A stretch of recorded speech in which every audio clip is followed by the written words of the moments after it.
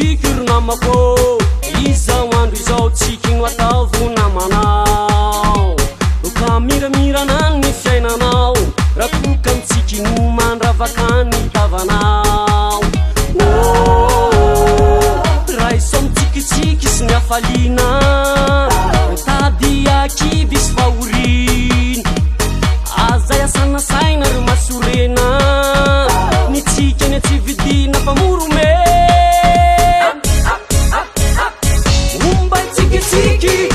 omba itsikitsiki valio tsikitsiki zay tsy ty omba itsikitsiki valio tsikitsiki zay tsy ty omba itsikitsiki valio tsikitsiki zay tsy ty omba itsikitsiki valio tsikitsiki zay tsy ty fa iovy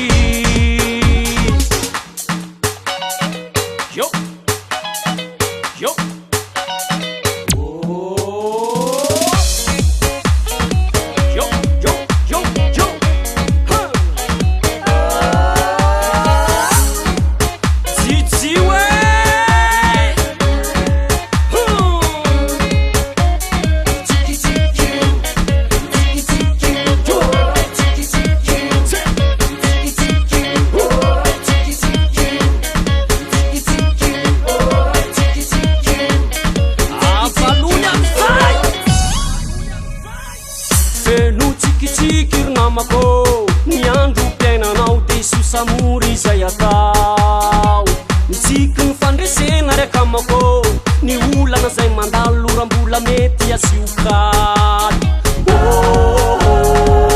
valio tsikitsiky sy ny afaliana eromboka sitsity sy ny pankala teo tsapanina famora meny miaina fizy ireo aneno tonga sa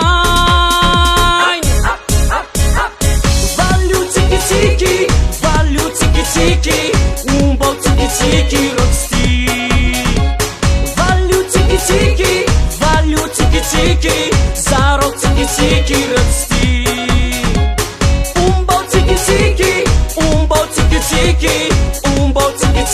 zesti valio tsikitsiki rosti umbo tsikitsiki zay tsy ty valio tsikitsiki reo tsy ty fa iovy